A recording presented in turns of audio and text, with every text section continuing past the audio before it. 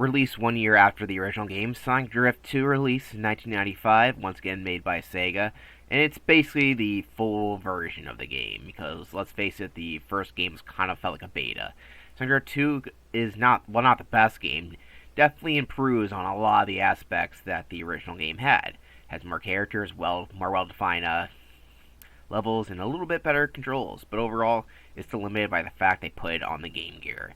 So let's get into it. The cast of Sonic Drift has increased at the addition of 3 new characters, as well as the 4 original characters, and each character now has special abilities as well as stats to actually use.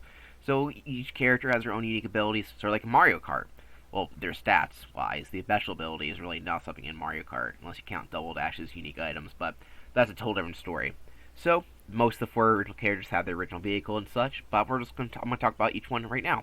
So Sonic has his beat red car known as the Cyclone. Sonic uses the dash, a sudden burst of speed that blows him past the other drivers. Its effect is short-lived. He has high acceleration, high speed, but low handling. Miles Tails Prower, as it says, uses his MTP-02 Wheelwind S7. That's a really mouthful of stuff.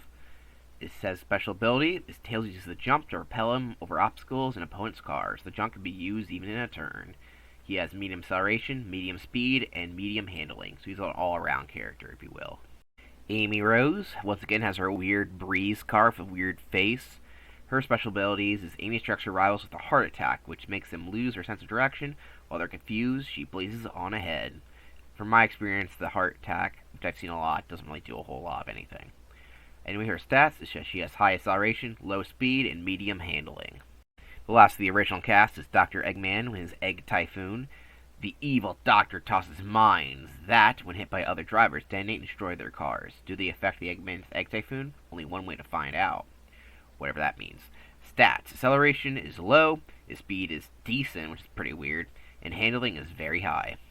Our first new character is none other than Knuckles the Echidna. It's kind of weird they wasn't in the original Sonic Drift, but once again, I feel like that game's kind of a beta for this one. He has a Jeep as a car. Well, no, it's actually called the Tempest, whatever that means. These vehicles aren't really well that thought out, are they?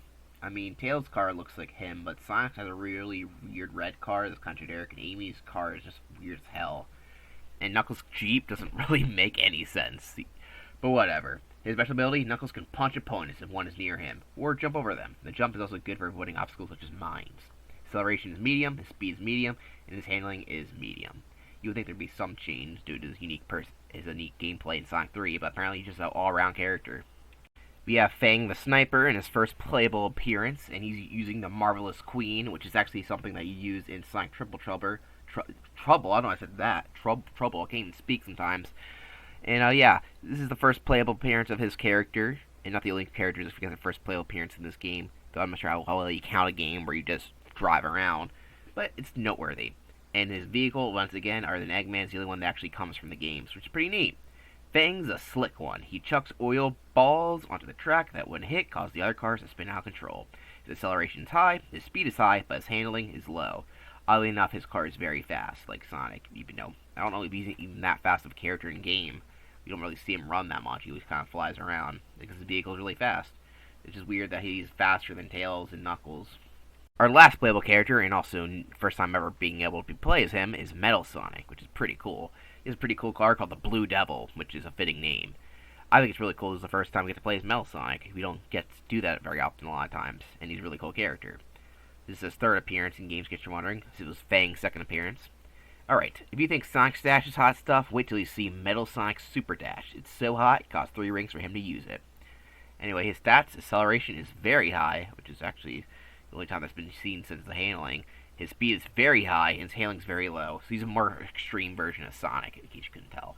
Anyway, we have the same modes as Sonic Drift 1. The Grand Prix, free run is basically your time trials for Mario Kart fans, and Versus, which is the way you connect to other players. But once again, none of people own Game Gears, let alone have a connecting cable to each one, and let alone Sonic Drift 2, so a chance of that actually happening in real life is slim to none, unless you're playing this on the re-releases, which I'm pretty sure have multiplayer support, but who knows. Then again, why are you going to play Sonic Drift 2 of all games? So, you click our first Grand Prix, and we got a little bit of a change here. One, there is, instead of 4 courses for each of the 3 GPs, we have 6, and each 6 are unique, only being 2 duplicates for each. And The levels now are either original or based off of levels from Sonic 2 and a couple from Sonic 3. It's pretty interesting. As you can see in game, the turns are a little better as we have the ability to do a brake drift, so we actually can drift. And there's also a lot more items and obstacles. Characters actually throw obstacles. Like in the first game, I feel like they had none, and we can use new items too. Which before we just had a spring and invincibility, but here you can get unique items like the robot items and such like that. You have to press up and then drive the gas button, I believe. It's kind of weird. Overall, not too useful, and enemies will shoot out their special abilities at you. I don't think you can use them, but they sure as hell can. At least I never got it. There's a lot more to this game, as enemies are a lot more aggressive. You'll have 3 different characters you're racing against, and 1 will just stay behind, and 2 will be your active rivals. 1 character will be it's sort of like Mario Kart. 1 character will just be like up your ass all the time. The other character will be close behind. Maybe they will take a lead sometimes, and 1 character just kind of sucks ass. The first course is Emerald Hill 1 from Sonic the Hedgehog 2. It's pretty generic, and since the levels actually have unique properties now, unlike Sonic Drift 1, I'm actually going to go over the ones that are unique to this game. And the next course in the Purple Chaos, I guess, is known as Hilltop, based off, well, Hilltop 1 to be exact, based off Hilltop Zone from Sonic the Hedgehog 2. You can kind of tell from the background. This one has a lot of bumps that you just kind of go over, which is pretty interesting. And the most interesting about this level is the fact that, well, if you can tell from the map up there, this is one of the new things they have. Instead of like a track that goes around in circles, basically it loops. This level has an end goal, basically. There is some courses like that in Mario Kart, but this game has half the courses are basically they end as soon as you get to the one area, rather than having individual laps. Even though there is laps, but you're not going around the same course over and over again. The next course is Dark Valley 1, a unique course where there is no edge rails, so you gotta keep in mind. And the combi catcher, looks like, from Knuckles Chaos picks you up, which is pretty neat. This one here doesn't loop around, so you gotta be careful about that, and you gotta basically beat everyone to the finish line. Much like every Mario racing game, to be exact, but this one, you gotta be careful, because it does take a while to get picked back up again. It does have a little bit more challenge, and it makes this course seem a little more unique. Plus, there's gaps here, which in case you didn't know they existed, because they're not on the mini-map, you will have a lot of trouble going through. Just make sure you hit those springs where you see them, because they can come out of nowhere sometimes. It would be nice if that was actually on the top map, that the gap was there, but whatever. The next course in the Purple Chaos GP is Casino Night from Sonic the Hedgehog 2, obviously. And this one's pretty basic, actually. Not much to say here.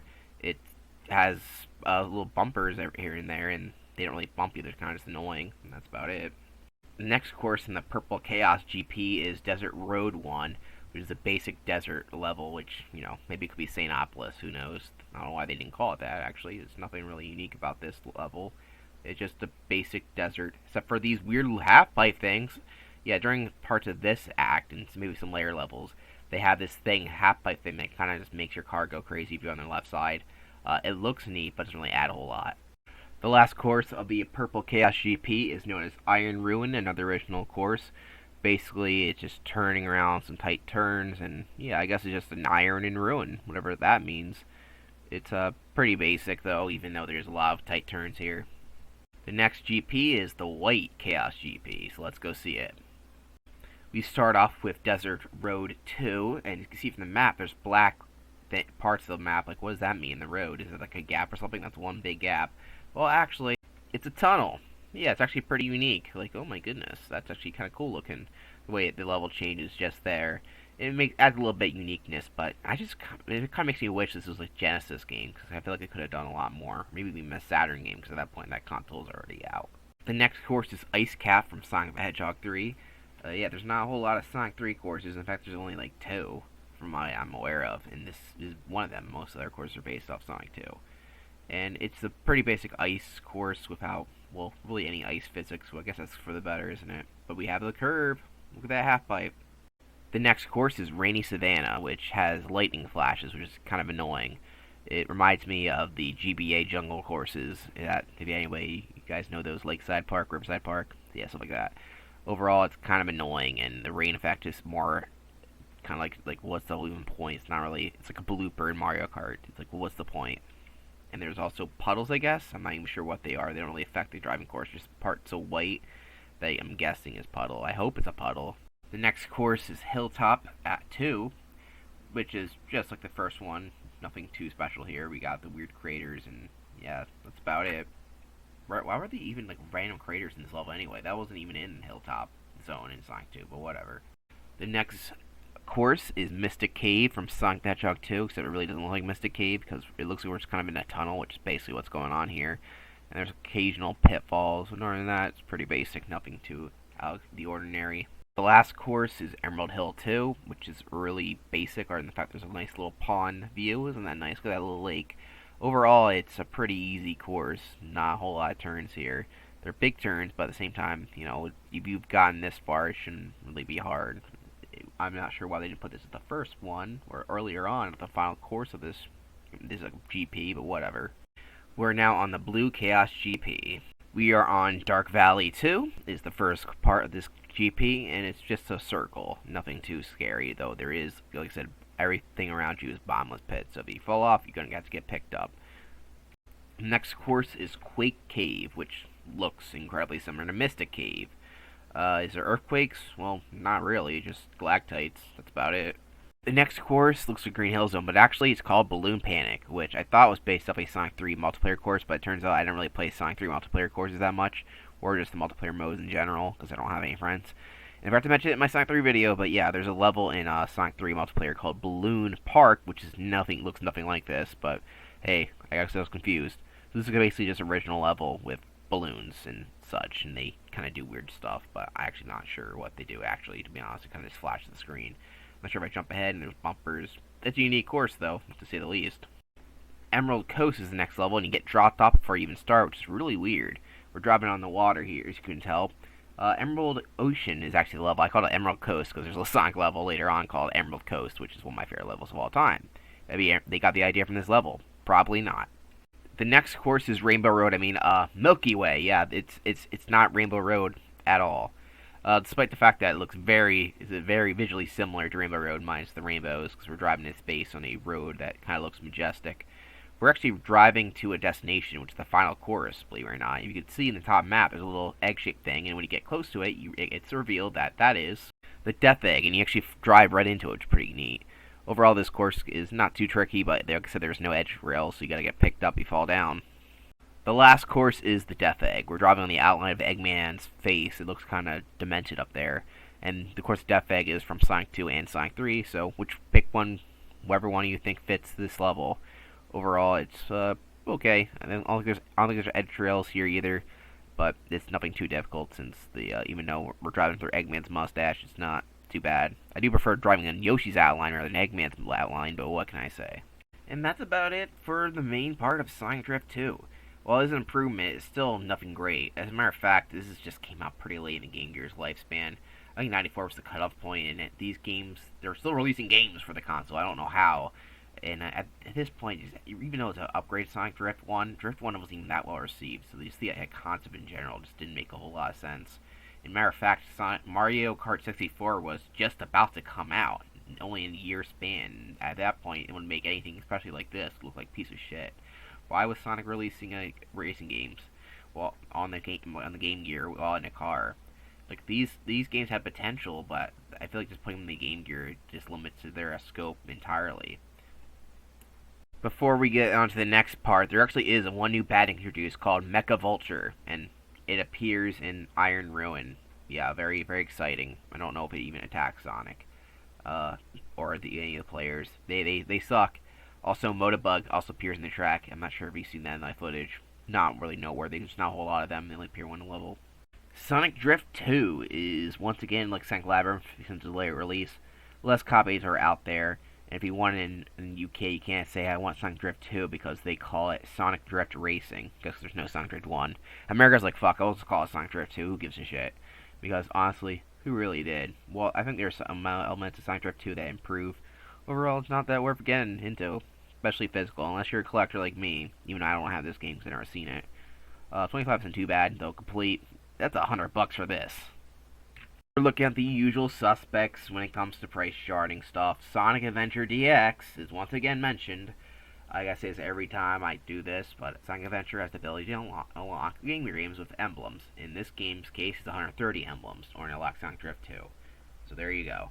Sonic's Gems collection is a little pricey, honestly. I do recommend it for having Sonic the Fighter and Sonic R on it. It's actually the cheapest way to get those games without pirating them. And right now, it's kind of sad. So yeah, but actually playing the gamer games is not really worth it because there's better ways to do it. The game was released on 3DS Virtual Console, but has been defunct. You might be able to find one on the 3DS, but overall, probably not. And the last game, like always, is Sonic Origins Plus, and this game just has all the Game Gear games, so I want to mention it every time. My C tier is getting pretty full. Sonic Drift 2, I feel like improves a bit. It's more of a unique game, and I feel like the gameplay improved just that little bit to get to the bottom of C tier. Once again, not that revolutionary of a game, and I think there's better Sonic racing games out there. I see concept, I like it, but I feel like the Sonic Drift franchise is pretty much a failure in copying the Mario Kart formula. And that's why they gave up the franchise after 2 installments.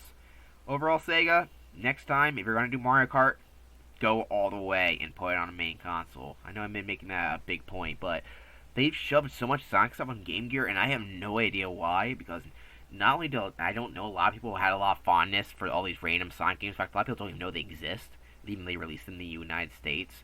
But at that point, the Game Gear just kind of dropped off around this point. It lost the Game Boy like big time, and even Sega kind of knew that because they released a Nomad not too long in this period, which basically was a Sega Genesis portable. Even that didn't do very well. I just don't know what this thought process with Sega was releasing all these Game Gear games when I feel like their very healthy Genesis system, which they kept trying to revive with all these add-ons. They could have put more Sonic games on there, but because it took too much development time, and they wanted to do a lazy man route and just release some on the handheld console for little kiddies to play. But whatever. Sonic Drift 2 is C tier. I might just squeeze down on C tier because look how small how big it's already gotten. And that's all I gotta say. Thank you for watching, and go to my Patreon and subscribe for more. Give me a thumbs up. Bye bye. See you later.